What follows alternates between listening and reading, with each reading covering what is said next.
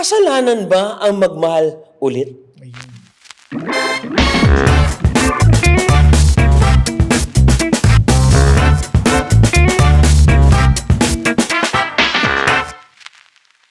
Kamusta po ang bawat isa? Welcome ulit sa ating Payong Kapatid. Alam mo ninyo, kung di pa ho kayo nagkapag-subscribe, ha? Kaya Berwin, pakibati mo at paki-invite mo nga sila mag-subscribe sa ating mga... Opo.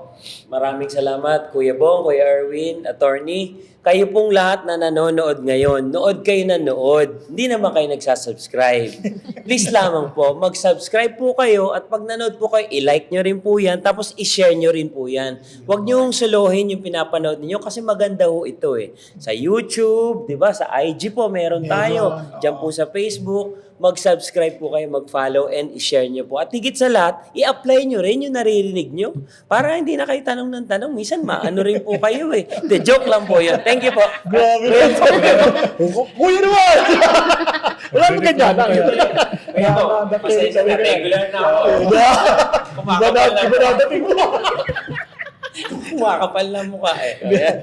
Okay. Sige. Hindi, Kuya Berwin, hindi simulan mo na. O yan na, kita nyo na.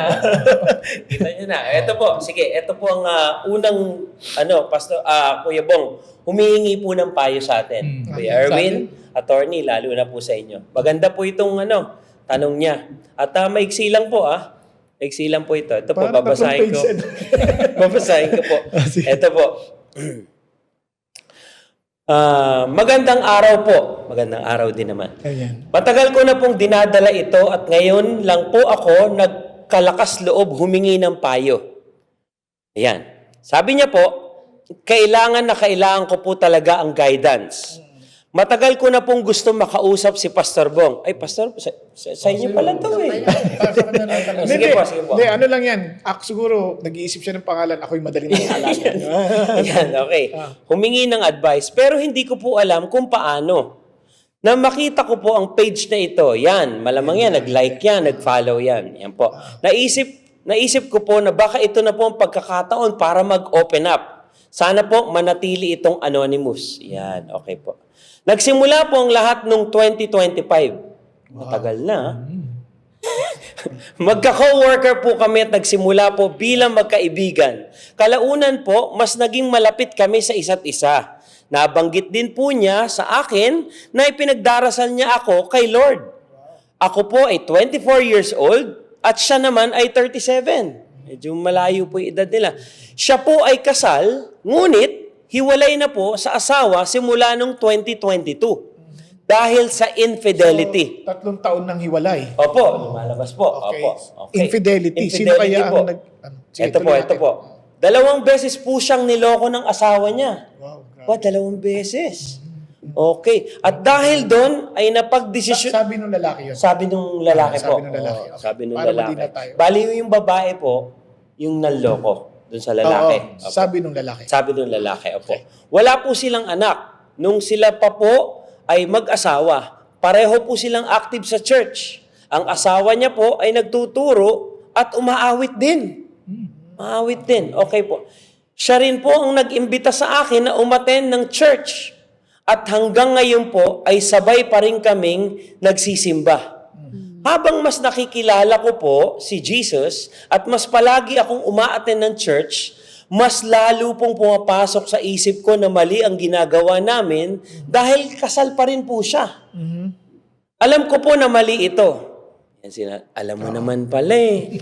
Anyway, sige, tutuloy ko po. Kaya ako humingi ng payo po. Okay. Sorry po, tao lang po ako. Ako rin po nagkakamali. Ayan. Aware po siya. Pero may parte po sa akin na umaasa na baka may posibilidad pa rin kaming maging magkasama balang araw. Okay, umaasa pa rin po. At doon po ako mas lalong nalilito. Ako rin po.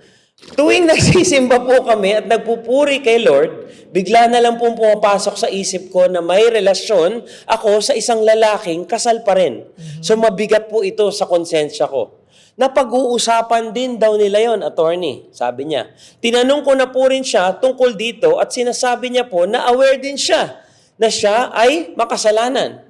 Ngunit, minsan po ay tinatanong niya, kasalanan ba ang magmahal ulit? Ayun. Tindi. Pelikula po yun Sinasabi rin po niya sa akin na humingi rin ako ng advice para malinawan ako kung ano ang dapat kong gawin. Sa totoo lang po, alam ko naman po kung ano ang tamang gawin. Tamo, alam mo naman. Relax lang. Kasi minsan pagka litong-lito ka talaga, minsan kung yung nasasabi mo nakakalit na rin. Yun nga po siguro. Normal lang yan. Yan po. Kaya ito po, nagpaliwanag po siya. Pero sobrang hirap po, sabi niya. Mahal ko po siya. Nakikita ko po ang sarili ko na siya ang makakasama ko sa pagtanda. At iyon po ang masakit at mahirap bitawan, Kuya Erwin. Gusto ko po ng kalinawan. Maraming salamat po sa oras ninyo at pagbabasa nito. Sana po mabasa to ni Pastor Bong at marinig ko po ang payo niya. Malaking tulong po ito sa akin. Yan. Okay, sige. Brother Bong, umpisa mo na. Siyempre, naalala ko yung sabi ng Bible na pagka gumagawa ka na hindi ayon sa pananampalataya, ibig sabihin, you are in doubt and you keep on doing it, kasalanan yon. Kaya dito, mapapansin mo na nalilito ka na, parang nakokonsensya ka parang, ba't may relasyon ako hindi, may asawa siya, gano'n, So, ikaw mismo, nararamdaman mo yon. So, the mere fact na alam mo at nababother ka, huwag mo nang ituloy. Kasi hindi ka mapapayapa dun Pagka sa ganung kondisyon, hindi ka na magkakaroon ng kapayapaan. Ngayon, minsan, ang hinahingi mong payo, baka naman baka pwedeng may paraan na mapunta kami doon sa relasyon na maging tama.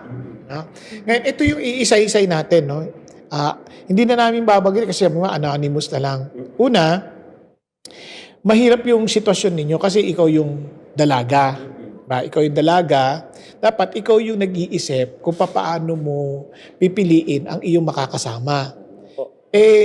Bagamat yung lalaki, giving him the benefit of the doubt na siya ay niloko, kaya ko sinabi yun, kasi siyempre pag nagkikwento ka, lagi tayo naman pag nagkikwento, tayo bida Hindi naman natin sinasabi yung pagkakamali natin minsan. Kaya lang, kung naloko ka man, lagi ko tinatanong sa sarili ko, pagka ganoon, bakit kanya niloko? Baka naman may pagkukulang ka rin sa kanya, kaya naghanap siya ng iba. Kung sakaling, totoo yun. Ngayon, kung sakali namang, wag naman sana, na nagpa-impress lang siya sa'yo, na parang feeling niya, ikaw siya yung naloko, kaya bigyan mo siya ng muli ng pagkakataon. Parang ganun. So, again, I'm not judging the guy, kasi, based lang yan sa kwento mo, at I'm trying to understand na yung mga possibilities. Siyempre, ayoko naman din po maging bias, kaya gusto ko lang pong bigyan kita ng mas malawak na pagtingin sa mga bagay-bagay. So, yung lalaki, giving him the benefit of the doubt, niloko siya, tatanungin mo rin bilang isang dalaga, bakit ka kaya niloko? Ano kaya ang pagkukulang mo na hindi mo nabigyan ng kasapatan dun sa asawa mong una? Ngayon, dun pa lang, mag-iisip ka na.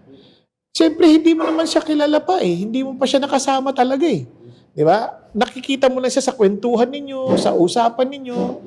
And walang lalaking nanliligaw na hindi nagpapakita ng kanyang mabuting bahagi. Lagi ipapakita niya yung kanyang best foot forward. Yung tawag nga, best foot forward. So, babantayan mo yung ganong bagay.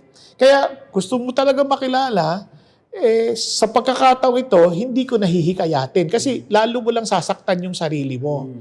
Ang una mong gawin, ayusin mo muna yung relationship mo kay God, sundin mo si God. Kung mahal mo si God, more than this guy, sundin mo yon. Then you will find peace. Kasi, tapos tsaka mo sabihin sa Lord, let your request be made known to God, and the peace of God, which surpasses all understanding, will keep your heart and mind in Christ Jesus. Importante yon. Kapag kailangan mag-sentro ka muna kay Jesus. Tapos, siyempre din, mahihirapan ka, there are also two options. Kung puputulin mo yung relationship, pwedeng dahan-dahan, pwede ring pabigla. Sabi kasi ng Lord ganito, if your right hand causes you to sin, cut it off. So paano mo puputulin? Para either palagare, dahan-dahan, or pabigla. Mamimili ka ngayon. Some people, they would choose the dahan-dahan. Sobrang tagal ng sakit na yon. Talagang iindahin mo yon at to the point na i-give up mo na. Hindi mo na itutuloy. Pero kapag biglaan, ayun, masakit, pero tapos na. Parang isang sakit lang, isang sigawan na lang. So, ako yun ang maipapayo ko. Paano mo puputulin? Sa akin, komunikasyon. Importante yung communication kasi yan. Pag naputol mo yan, spend time with God, look for a D group or mga kaibigan na pareho kayo ng pagmamahal sa Diyos para magabayan ka, mapunan nila yung lungkot ba, mabigyan ka ng aliw. Yun, crucial yun. Crucial. At siyempre, ubusin mo yung oras mo sa Diyos kasi you spend time in worship, may kikwento ako sa'yo na naranasan ko ito eh. Nung magbo-board exam ako, siguro a week before the board exam, broken-hearted ako. Ano yan? A week before ng exam ninyo. Board exam. So, mahirap mag-isip, mahirap mag-concentrate. Pag iniyak ko sa Diyos, I spent time in worship, and God made a miracle. Hindi ko nakikwento, mahaba-haba. But God made a miracle. Then the following day, after that miracle, nilaayos ko na yung papers ko for the exam. Nakita ko yung babae. And alam nyo, surprisingly, I remember the girl, but I don't remember the feelings anymore. Ayos ang kanta. Kaya, Napanood ko rin yun. ano katulad din ng lalaki. Pero ito nakakatuwa. Hindi talaga ako na-apektuhan during the exam. I passed the board exam. And hanggang even matapos, panatag ang puso ko. Asa nagkita kami ulit ng matagal na panahon. The day before I got married, tumawag pa. Amazing. But it's too late. But I don't really remember the feeling. Kasi miracle talaga ng Diyos yun eh. Diba? Kaya yun din siguro may papayo ko. So Kuya Bong, maganda po yun kasi nga, doon nga para sa babae, kung ibigin niya muna talaga ang Panginoon Diyos, hindi ba? Para hindi siya magkaligaw-ligaw, hindi siya malito lalo, di ba? Tama po. Tsaka yung lalaki, kung sincero din siya sa Diyos, ang iniisip niya, paano ko mawi-win back yung asawa ko? Yun. Kasi ikaw ang magandang halimbawa doon eh. Opo. Yun nga po yung gusto ko rin i-share pagdating doon sa lalaki. Baka yung lalaki, sabihin mo sa kanya, humingi rin ng payo sa amin. Para sa kanya naman ito payo susunod. Yes, Hindi, pero totoo po yun eh. Kasi asawa mo yun eh. Hindi mo siya basta-basta susukuan, hindi ba? Lalo na kung yan nga, nakakakilala na kayo sa Panginoon, nagsisimba na sila, di ba? Nananalangin sila pareho. Dapat siguro maganda, kausapin mo yung asawa mo, pag-usapan ninyo kung paano nyo maiayos yung relationship niyo sa Panginoon, di ba? Yes. Oh, Kasi sayang eh, naglilingkod sila sa pareho sa Lord eh. Of course, madaling sabihin kaysa gawin. Kasi depende sa circumstance ng lalaki. Maring ayaw na talaga ng asawa niya, o nag-abroad yung asawa niya, kami kasama ng iba. Yes. Mahirap din yun, no? Yeah, meron din mga ganong cases. Pero ang ko lang lagi si Berwin kasi pinagdaanan niya yun. May mga taong ganyan, Kaya meron tayong exhibit A. Exhibit A. Totoo naman yun. Totoo po. Ang sinasabi mo lang, doon sa example mo, this possibility can be true.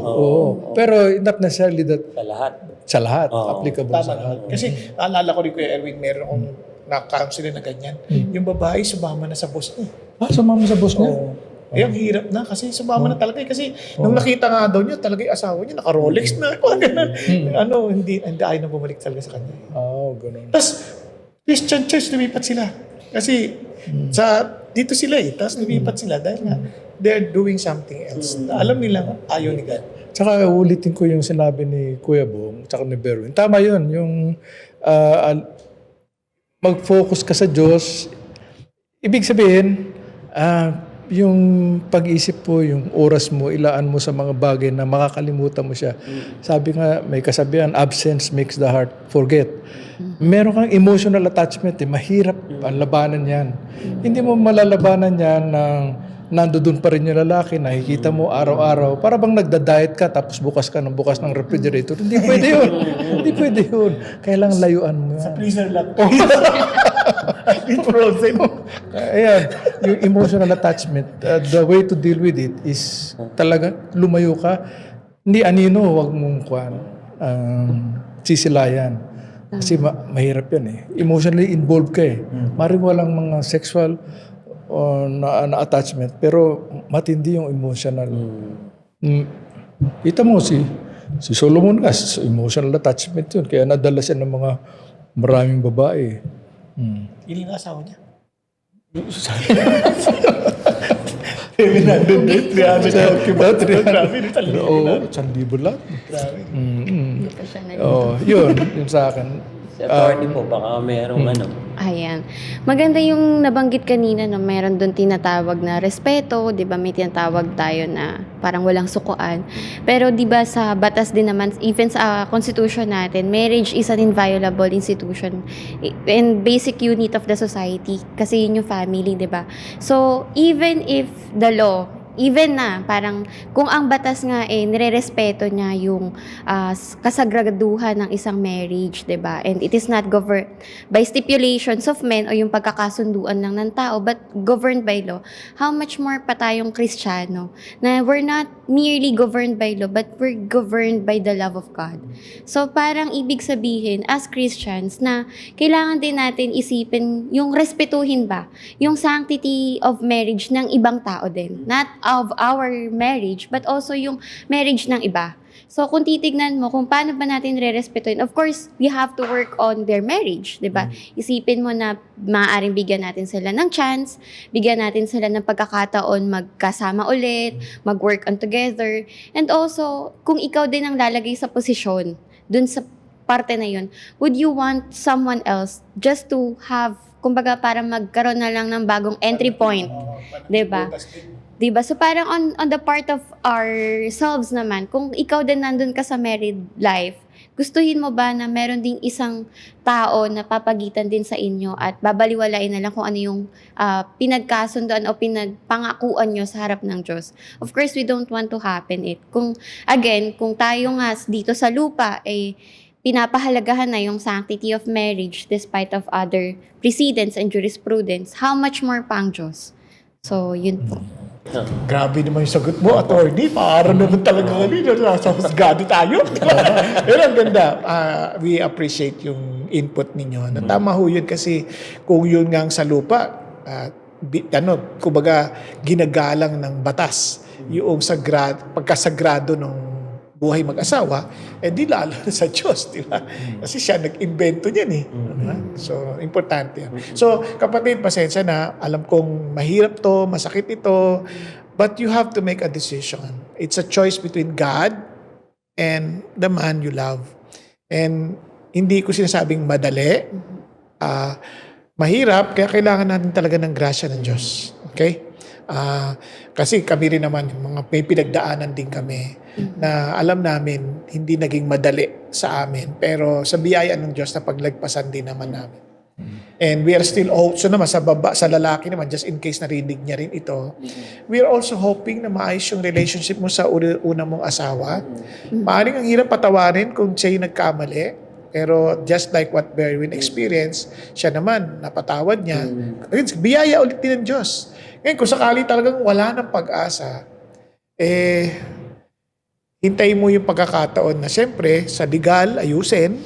At ang ayusin mo una, yung relationship mo talaga kay God. Lord, saan ba talaga ako nagkulang? Bakit yung asawa ko naligaw ng landas? So, paano ko ba siya naitulak sa ganong kalalagayan?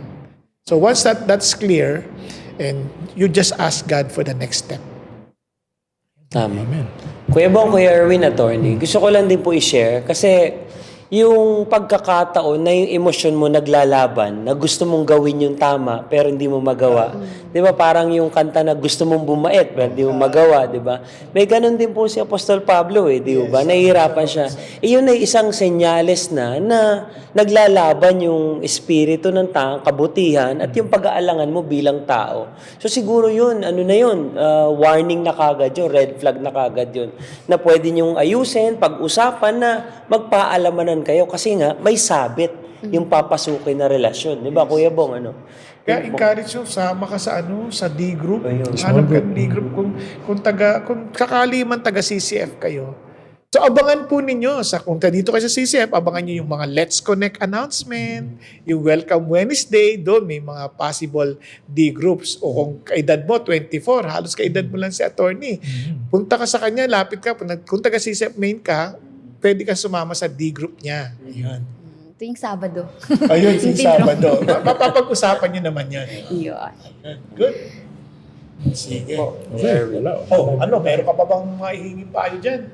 Marami pa po to, Kuya Bong. Oh, sige. Opo, baka Sige, abutin puntahan tayo natin hanggang sa susunod. Martes kaya, abutin na tayo hanggang Webes nito, Kuya Bong. Hindi, sige lang. Para kung ano yung kaya natin matulungan sa araw na to, gawin na natin. Itutuloy ko na po. Ito susunod. Oo. Payo. Sige. Yan. Ito po, Kuya Bong, Kuya Arwin, attorney. Isa pa pong humihingi ng payo. Pinagpalang araw po, ako po ay halos 7 taon nang hiwalay ng wife ko. Sa ngayon po ay halos wala akong nakikitang palatandaan na mabubuo kaming muli. Sa ibang lugar na po sila nakatira ng aming mga anak. May anak na. Namumuhay na lamang po ako mag-isa. Talaga po bang hindi kami pwede talagang maghiwalay legally? Dahil sabi po sa Bible na ang pinagsama ay di pwedeng paghiwalayin? Even we're married sa civil o hindi sa church. Salamat po sa magiging payo ninyo. Stay safe. No? O, anong sinasabi ng legal? No? Napanood, Legal. napanood ko na to eh. Sige, legal muna. Siguro depende kung bakit sila naghiwalay. Kasi ang tanungan dyan yung, actually gusto ko i-correct yung pwede ba silang paghiwalayin legally. Kasi because yung mismong batas doesn't promote naman ang paghihiwalay, but rather it it declares the marriage lang na void, defective.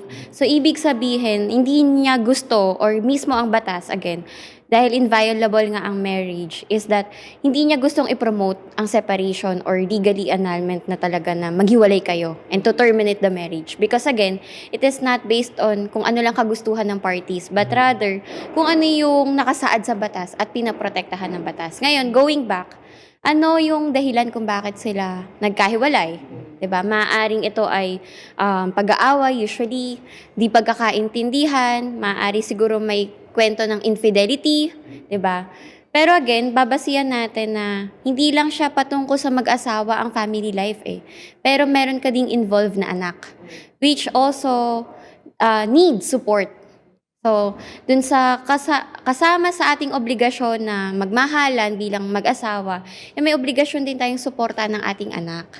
So, kung nabanggit niya yung anak niya or mag-anak niya nasa probinsya na, baka maaari niyang kontakin yung anak at tanungin ano bang suporta bilang tatay ang kailangan ninyo, financial, educational, or whatever moral support.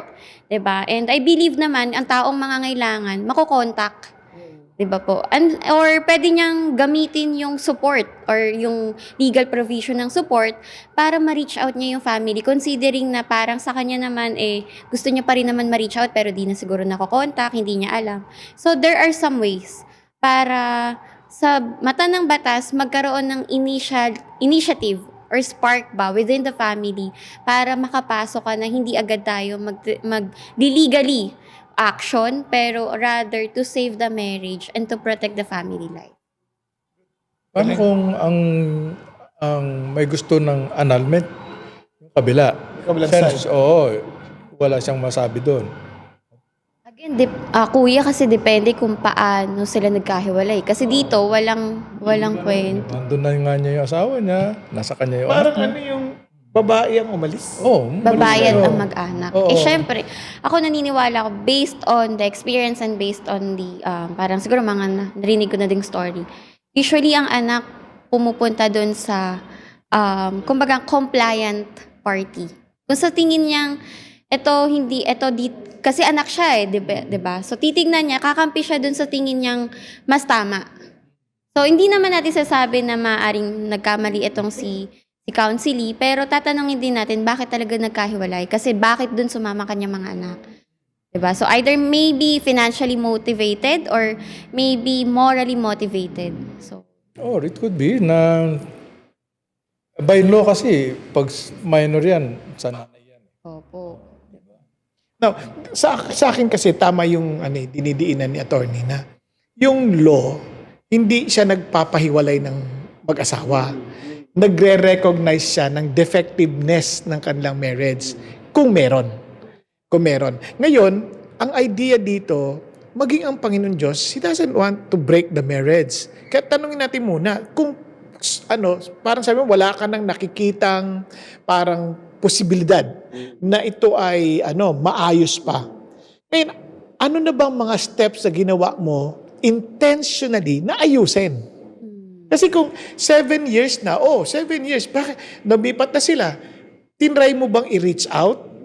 Have you tried your best na makita pa rin paano maayos? Ngayon, ano yung mga best na maaring hindi mo pa na-consider? Nagtanong ka ba ng counselor? Na are you involved in a certain community, kunyari groups like church na where they can also help? Na nakipag-coordinate ka sa family?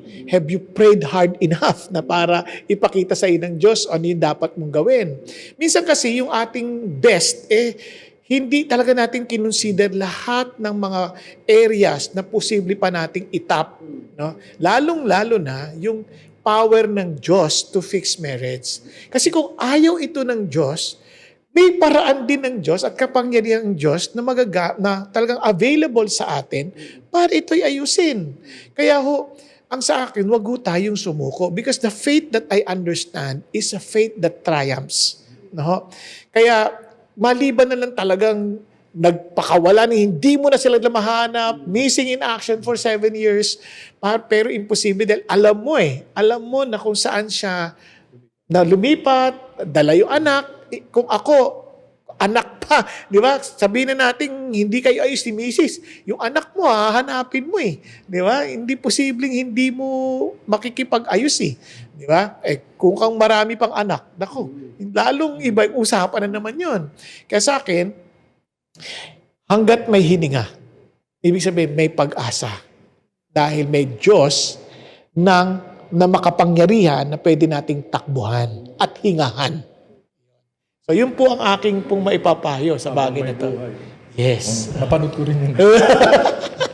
Ayan, dami natin pelikula na ipalamas na Sige, Kuya Bong, ayos. Kompleto po. Nasagot natin yung mga nangangailangan ng payo. Salamat sa Diyos. Praise God. Okay, edi paano po? Pwede na tayong mag-tagline. Hindi. Yung mga last words mo. Hindi dahil pagpapaalam ka.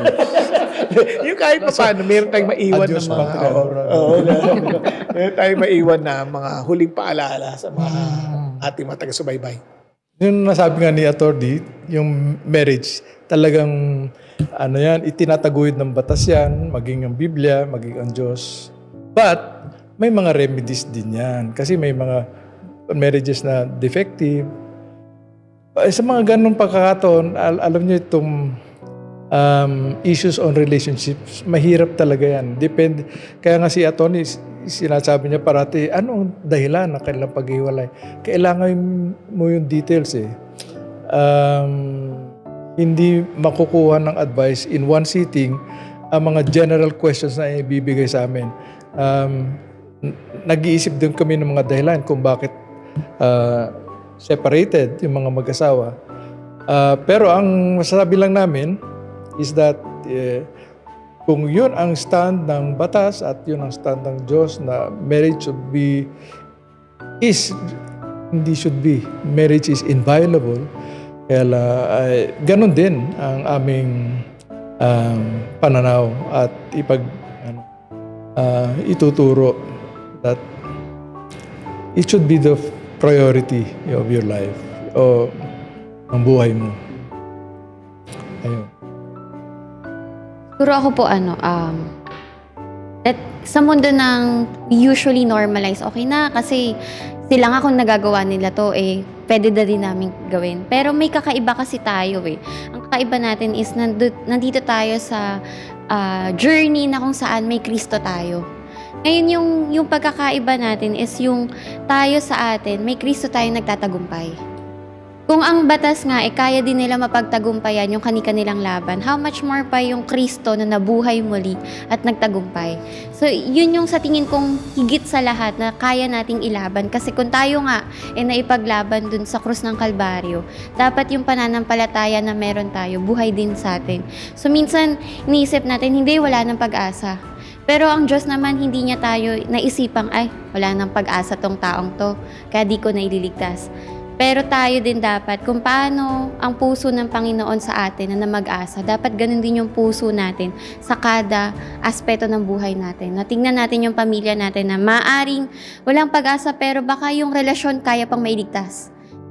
Para at least sa isang dulo ng ating buhay na Lord, naging matino ako bilang ama, anak o asawa. At sa isang banda naman na Lord, naging tapat akong single sa'yo na ako ay hindi nagkasala at umiwas sa kasalanan. Ang mahalaga lang sa buhay natin is, ano ba yung pipiliin natin? Yung comfortable life o yung presensya ng Panginoon?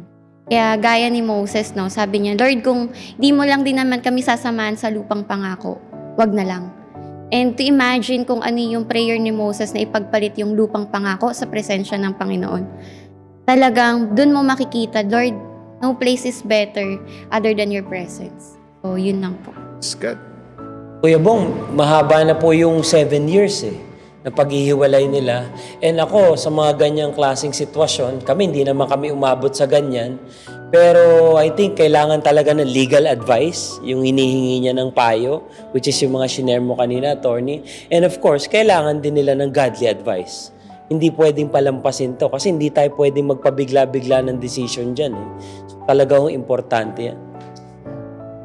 Alam niyo po mga kapatid, ang bagay ng relasyon ay napakamasalimuot, pero ito po ay napakahalaga sa buhay ng isang tao. In fact, when God created us, sabi niya, it's not good for a man to be alone, in that He created a woman to be His helpmate suitable for him. Kaya ang relationship po ay larawan ng pagmamahal ng Diyos para sa atin at ganun din, dapat tayo naman ay refleksyon ng pag-ibig ng Diyos para sa iba. Kaya naman, huwag tayong susuko when it comes to that kind of relationship. Basta huwag lang ang isuko lang natin mga immoral relationship dahil ayaw ng Diyos yun. But in terms of relationship with the family, relationship with our spouse, relationship with our children, huwag natin isuko. Kasi regalo ng Diyos sa atin yan. So gawin natin yung magagawa natin at higit pa sa magagawa natin sa paglapit natin sa Diyos. No, tulad ng sabi ni Atty. Kanina, di tayo sinuko ng Diyos. Huwag na natin suko yung mga mahal natin sa buhay. Kung ang Diyos, hindi tayo sinusuko, sigurado ko hindi rin sila sinusuko. Kaya may paraan ng Diyos and He has infinite ways to handle our issues in life. Kaya huwag tayo magpalimita sa ating mga sariling paraan. Makinig tayo sa paraan ng Diyos. Kaya, mga kapatid, alalahanin nyo, si Jesus isang tawag lang. Nandyan lang ho siya. Lapit lang ho tayo. Kaya mga kaibigan, mga kapatid, alam niyo sa buhay, tagang-gulo, no? Daming hamon. Kaya ano man ang pagdaanan ho natin, umulan man, Umaraw? O bumagyo? kung kailangan niyo ng payong, andito po ang payong kapatid! Yahoo!